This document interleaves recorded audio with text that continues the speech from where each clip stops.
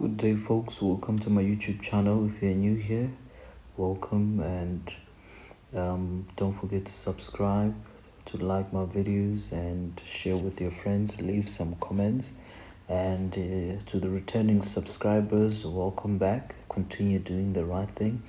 Don't skip the ads. Watch my videos till the end. Let's cut the chase. This is the vertical projectile of motion. It's a Western Cape. September 2024. It's question 3, the vertical projectile with two objects. Okay, let's cut the chase. A ball A is projected vertically upwards from a height of 45 meters with a speed of 17 meters per second. Yes, ball A is projected vertical upwards with a speed of 17 meters per second. And then it says 2 seconds after or later, ball A is projected vertical upwards. After the ball A is projected upwards, 2 seconds later, a second identical ball is thrown vertically upwards from the ground with a speed of what? Of 18 meters per second, as shown in the diagram below. Both balls undergo a free fall and eventually hit the ground. Now, 2 seconds later, ball A, it was thrown upwards. A second ball B with an identical, is thrown with an initial velocity of what? Of 18 meters per second. So both balls, they have initial velocity. And we'll choose upward as positive. So both velocities are positive. And then that means our acceleration is negative 9.8 meters per second square if we choose up as positive. Right, now 3.1, it says define the term projectile, exam guideline. 3.2.1, calculate the time taken for the ball A to reach its maximum height. The ball A, the time it taken to reach its maximum height, so we wanted the time it took to reach this maximum height, so we're going to take that segment, right? So in that segment, we have a final velocity that is 0 and the initial velocity that is 17 meters per second. And we wanted the time that it took there. And we don't have the displacement there. So which formula are we going to use there? We're going to use the formula that says VF, V initial plus AT square. And then the V final is 0 and the V initial is 17 plus. And the acceleration is negative 9.8, and the time is the one that we want. Sorry, the formula is not square here. All right, and then T, and then when you do your math, your time there, it's gonna be 1,73 seconds. Right, this is a 3.2.1. right, now 3.2.2, it says the maximum height, calculate the maximum height at the ball A reach above the ground. So we wanted the maximum height that it reached above the ground, so that means we wanted this height, right? So I'm going to calculate the displacement there, and then I'm going to add with this one, right? Don't forget that step. So this is 3.2.2. so which formula we're going to use? We have these things. We want the displacement, and the displacement is going to be positive from the displacement from there to there. Right, so we're going to use the formula that says VF squared, V initial square plus 2A change in Y. And we have the final velocity is 0 square, and the initial is 17 square, and the acceleration is negative 9.8. We want the displacement there. So it's going to be negative 17 square minus 19.6 change in Y, and then your change in Y, it's going to be 14,74 meters. And then your maximum height, you got the displacement from there to there. Now it's 14,74, and then your maximum height you're going to add with this one. And then they said from the ground, this is important.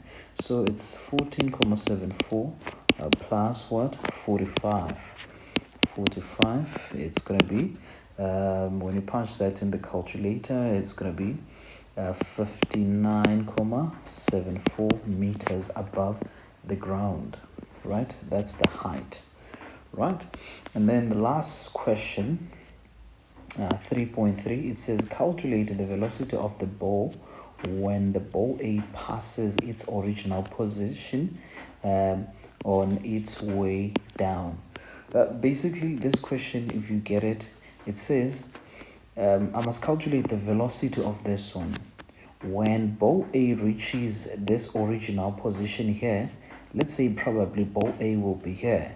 So we wanted the velocity of ball B here when ball A reaches its original position. So what do we need to get? We need to get the time of ball A to this position. It's going to be the same time where it is, where ball B it is. I hope you get me. Let's say this is the height. So ball A will be probably there. So we'll calculate the time of ball A. Okay, let me draw this thing here. It's gonna help us to understand, right? So let's say this is ball A, and let's say ball B will be somewhere there. So we want the final velocity of ball B. We know the initial velocity there. It was 18 meters per second. So here we know the initial velocity, it was 17. So, and we know the time from here, from the top of the building to there, the time it was 1.73. So that's going to be 2 times the time from here to here. It's going to be 2 times of that because we have the time to here, right? So it's going to be the same time that it reaches that one. But one thing that you must remember, the ball B, it was thrown at 2 seconds after. So its time, the time of ball B, it's going to be 2 seconds less than this time. Okay, let's calculate the time for ball A. Time to return to original position. So we're calculating the time of ball A to return to its original position there. We already have the time there. So it's going to be 1.73 times 2.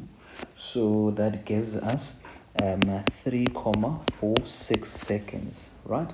And then the time for ball B, if it was thrown at the same time, ball A was thrown at the same time as ball B, it was going to be the same time.